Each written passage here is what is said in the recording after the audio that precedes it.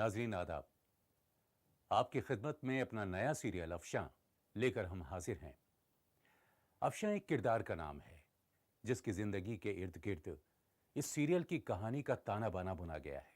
जिस खानदान में अफशां की पैदाइश हुई है उसके बुजुर्ग हैं सैयद मुमताज।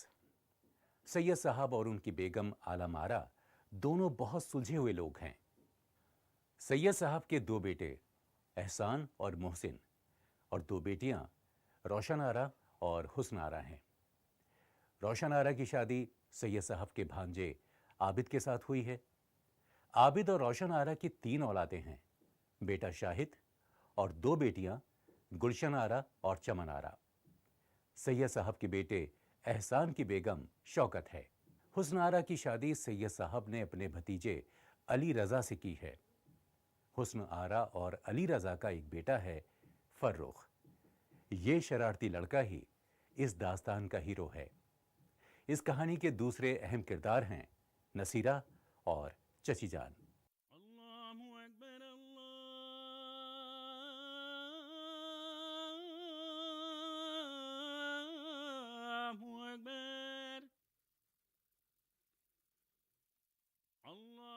या अल्लाह, तू सबसे बड़ा कारसाज है। पूरी कायनात तेरे ही नूर से रोशन है। तू ही देने वाला है, तू ही लेने वाला है। खुशी और गम का तू ही फैसलेकार है।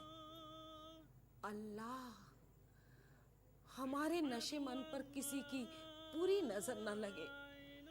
ऐसा निगाहे करम हम सब पर रख। हम सब तेरे ही बंदे हैं। आमीन।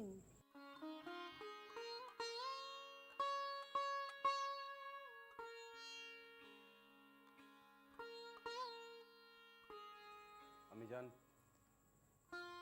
मोहसिन, क्या बात है? इतना इतना घबराया हुआ क्यों है तू? हाँ अम्मी जान, वाकई मैं घबराया हुआ और परेशान हूँ। वजह क्या है? तुम्हारी परेशानी का सबब क्या है? क्या कोई ऐसी बात है जो माँ से छिपाने लायक है? नहीं अम्मी जान, ऐसा कुछ भी नहीं है जो आपसे छुपाने के लायक हो। भला कायनात में ऐसी कौन सी बात है जो औलाद अपनी माँ से भी छिपा सके। अरे माँ तो औलाद के जिस्म के रेशे रेशे को पढ़ना जानती है, क्योंकि माँ ने ही तो उसे अपने दूध से बनाया है। फिर तुम साफ साफ बताते क्यों नहीं? क्या बात है? क्या कोई गुनाह किया है? ये आप क्या कह रही हैं अम्मी जान? देखो बेटे, गुनाह छिपाने से बढ़ता है और तौबा करने से घटता है। अगर तुमने कोई गुनाह... नहीं अम्मी जान, मैंने कोई गुनाह नहीं किया। मैंने सिर्फ इंसानियत का फर्ज निभाया है, सिर्फ फर्ज। अब वो इस फर्ज को चाहे जो भी नाम दें। मेरी समझ में तो कुछ नहीं आ रहा मोहसिन। आप जितना कम समझे उतना बेहतर है। बस थोड़े में इतना समझ लीजिए कि हमें यहाँ से भागना पड़ेगा। भागना पड़ेगा? क्या मतलब मोहसिन? ओहो अम्मी जान, मैंने कहा ना आपसे, जितना आप कम समझे उतना अच्छा है। आप तो बस मुझे दुआ दीजिए।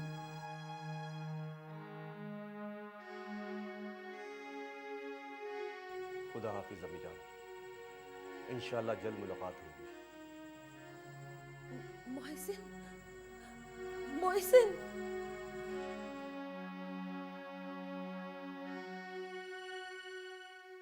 अब्बा जान,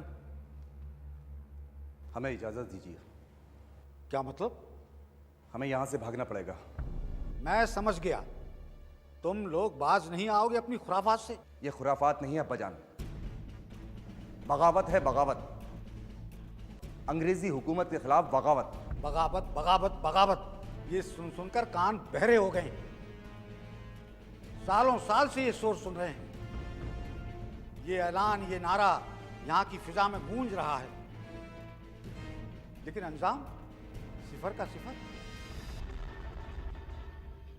तुम्हारा ये नारा जिसको किनारा ही नहीं मिला। किनारा भी मिलेगा अब्बा जान।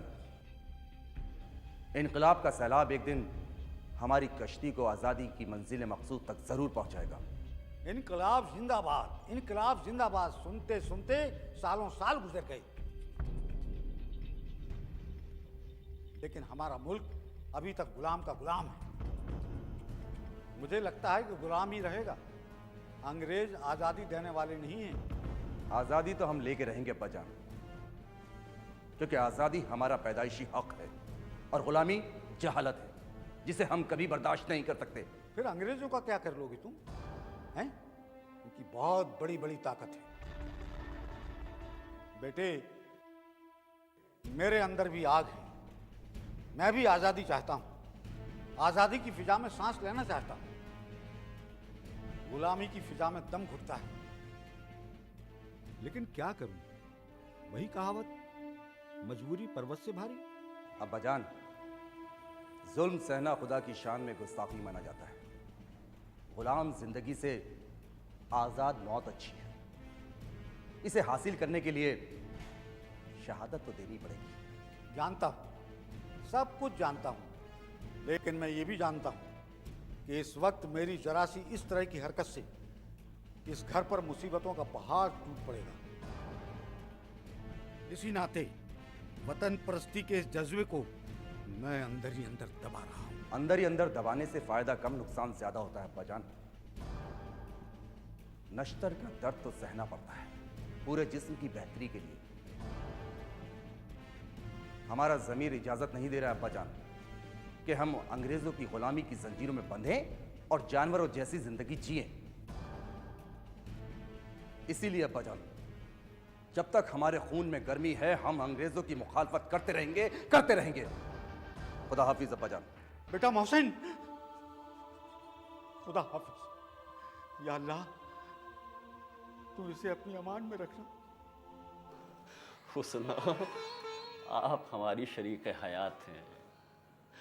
आपकी ये कमजोरी कहीं हमारे पाँव में बेड़ियां ना डाल दे, और फिर हम हमेशा के लिए थोड़ी बिछड़ रहे हैं। अल्लाह ने चाहा बहुत जल्द मिलेंगे। मुझसे आपकी जुदाई बर्दाश्त नहीं हो रही, जान लब को आ रही है। हुस्ना, हौसले से काम लो।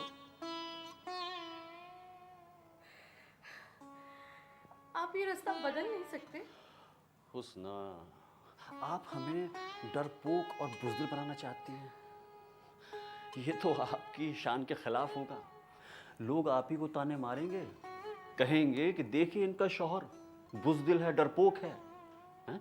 ये तो आपके लिए बड़े शर्म की बात होगी। और आप जानती हैं कि एक बार बहादुर लोग अपना कदम बढ़ाकर किसी डर की वजह से अपना कदम वापस नहीं लेते। खैर, अब हम चलते हैं। फरूक का ख्याल रखना। खुदा हाफिज।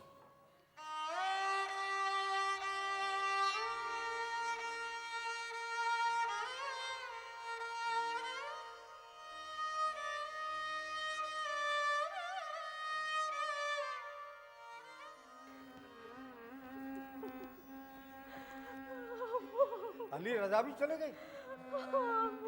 रोती क्यों है बेटे? रोती क्यों है? तुम्हारा बाप तुम्हारे साथ है, जो अपनी औलाद को छोड़कर अपनी जान बचाने के लिए नहीं भागेगा। अब्बा, हमें बहुत डर लग रहा है। ऐसे लग रहा है बशकुनी अपने कदम आहिस्ता आहिस्ता मेरी ओर बढ़ा रही है। आने दे, मैं हूं ना। मैं जीते जी किसी भी बदसाया को तेरे ऊपर नहीं पड़ने दूंगा। और फिर बेटे, जिंदगी हमेशा खुशियों का पालना थोड़ी है।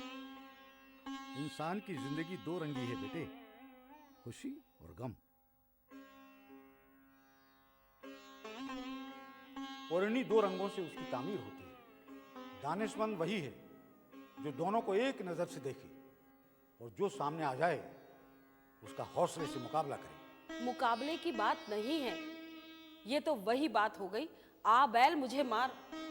अरे बर्रे के छत्ते में हाथ डालने से क्या फायदा? बर्रे के छत्ते में हाथ तो पड़ गया है बेगम, लेकिन अब हमें देखना है कि हम इसके काटने से कैसे बचेंगे। बचेंगे भी या नहीं, बस यही सोचना है। आखिर ऐसी क्या बात हो गई जो भागने की नौबत आ गई?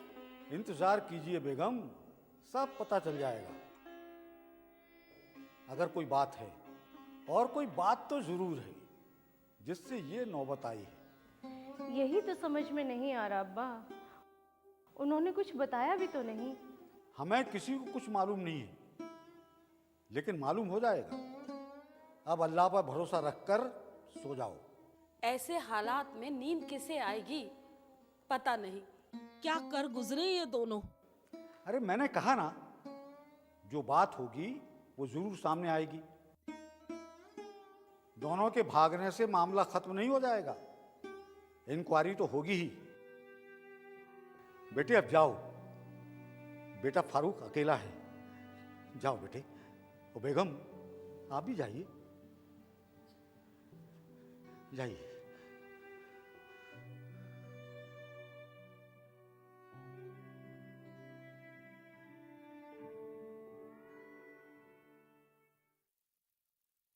अरे बेटे, ये सब कुछ मोहसिन और रजा अली की वजह से हुआ है।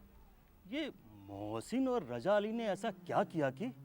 अरे वही पुरानी खुराफात, अंग्रेजों के खिलाफ अखबारों में रिसालों में लिखना।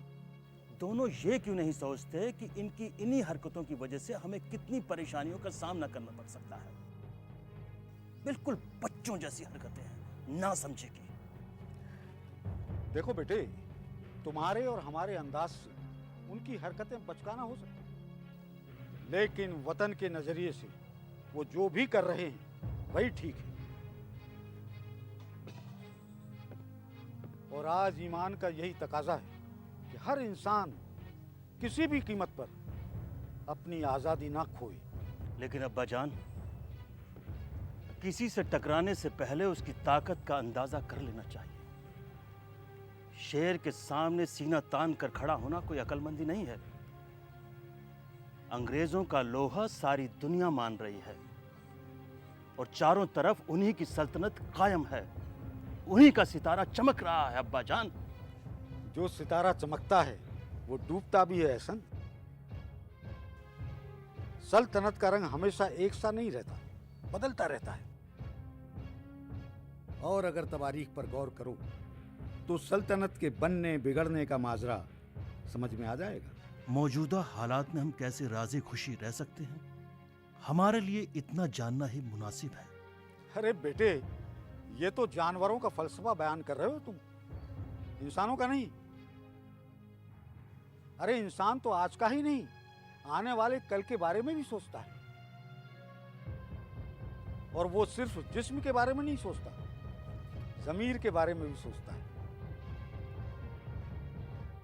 और बेटे, मैं तो सोचता हूं सच्चा इंसान वही है जो किसी भी कीमत पर अपने ज़मीर का सौदा ना करे।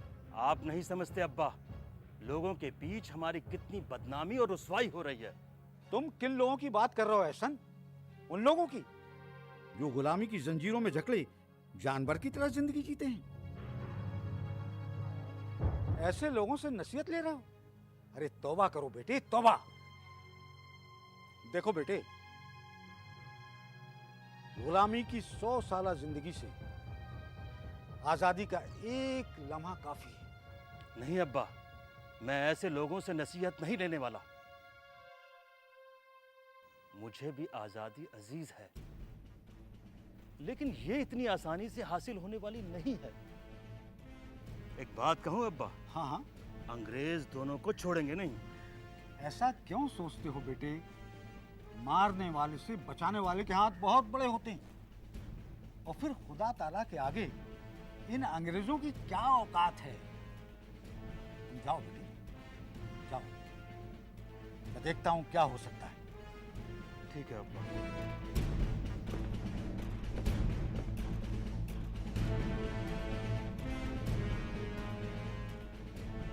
नाजरीन, पिछले हादसात के बाद एक लंबा अरसा गुजरता है और इस दौरान सैयद खानदान अफसुर्दगी और बेचैनी भरी जिंदगी के साथ हालात के थपेड़े झेलता हुआ दिन, महीने और साल गुजारता है।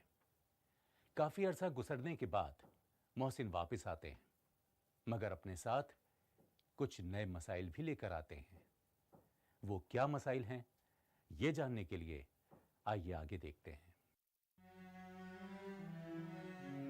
अस्सलाम वालेकुम अबूजान। वालेकुम अस्सलाम। बैठो बेटे। अच्छा ये तो बताओ, तुम्हारी मुसीबतें कुछ कम हुई या नहीं? नहीं अब्बाजान, बल्कि दिन ब दिन बढ़ती जा रही है। हमारे साथ तो लुका छिपी का खेल अभी तक चल रहा है। रजा मियाँ कैसे हैं? हम दोनों एक ही कश्ती पर सवार हैं अब्बाजान। जैसा हाल मेरा वैसा अली रजा का, दोनों बेहाल है अब्बाजान। तुम दोनों ने मकसद ही ऐसा चुना है? हमारा ज़मीर ही हमसे ऐसा करवा रहा है अब्बाजान, क्योंकि हमें गुलामी मंजूर नहीं है। तब तो मुसीबतें आएंगी ही। आने दीजिए, लेकिन हम अपने कदम पीछे नहीं खींचेंगे आखिरी सांस तक। और इसके लिए हमें चाहे जितनी भी कुर्बानी देनी पड़े हम देंगे। कुर्बानी तो देनी होगी। मादरे वतन की आज़ादी तो कुर्बानी मांगती है मोहसिन। इसलिए जंगे आज़ादी के सिपाही अपनी कुर्बानियां दे रहे हैं। हम भी पीछे नहीं हटेंगे अब्बाजान। बस हम ये चाहते हैं कि घर के लोग हमें गलत ना समझें, हमारी मजबूरियों को कोई और रंग ना दे। आप तो जानते हैं अब्बाजान, नाजुक हालात में इंसान को कैसे कैसे समझौते करने पड़ते हैं, कहा नहीं जा सकता। और हमारा ईमान भी यही कहता है कि इंसानियत के बड़े मकसद के लिए छोटे मकसद को भूल जाओ। ये बिल्कुल दुरुस्त बात है और एक सच्चा इंसान करता भी यही है। लेकिन यह भी सच है, जहां तारीफ करने वाले होते हैं वहां शिकायत करने वाले भी होते हैं। हम शिकायतों से नहीं घबराते अब्बाजान। जब कश्ती दरिया में डाल दी तो थपेड़ों की किसे परवाह। आप हमारे साथ हैं, यही सोचकर कुछ जिम्मेदारी आप लोगों पर डाल रहा हूं। वक्त इजाजत नहीं दे रहा, वरना पूरी बात तफसील से बताता। मेरी ट्रेन का वक्त हो गया, मैं चलता हूं। खुदा हाफिज अब्बाजान, इंशाअल्लाह जल्द मुलाकात होगी। मोहसिन बेटे, इतनी जल्दी क्या है? जल्दी ना होती तो जाता ही क्यों अब्बाजान।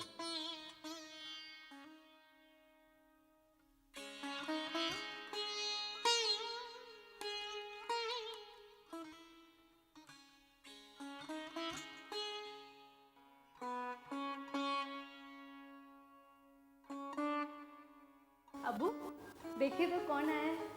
हैं? ये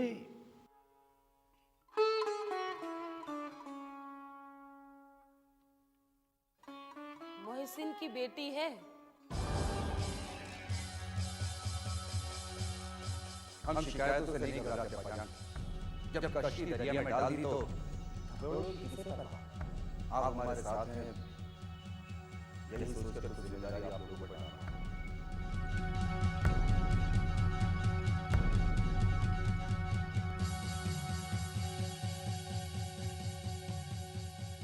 अफशा, ये आपके दादू जान है।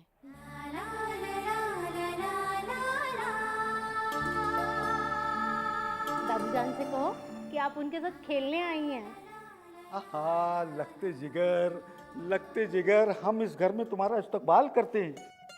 तुम इस गम में डूबे हुए घर में खुशियों का पैगाम बनकर आए हो बेटे। हम हमेशा तुम्हें अपने सर आंखों पर बिठा के रखेंगे। मेरी तुम्हारी कट्टी। मेरी भी कट्टी।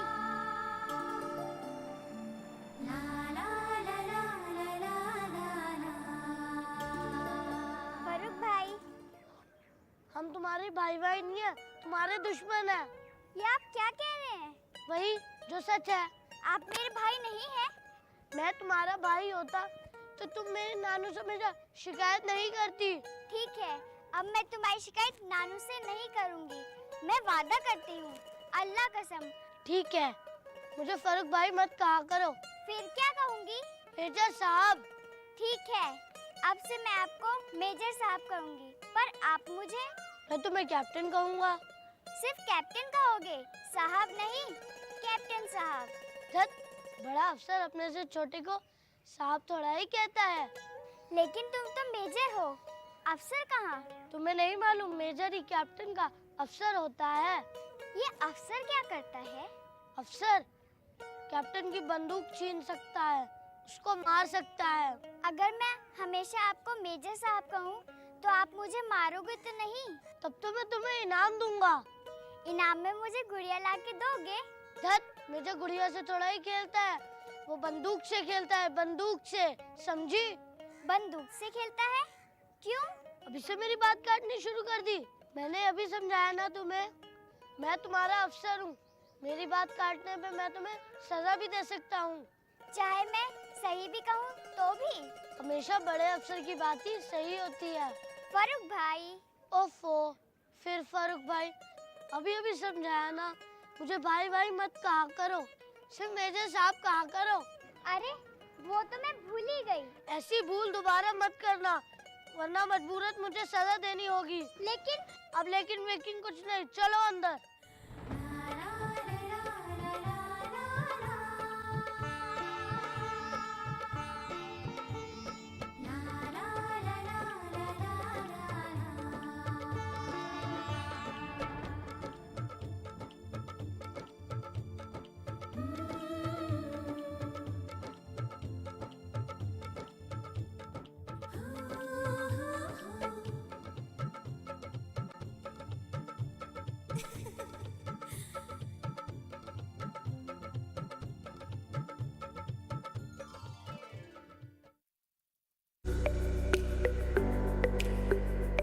मुख्तलिफ बीमारी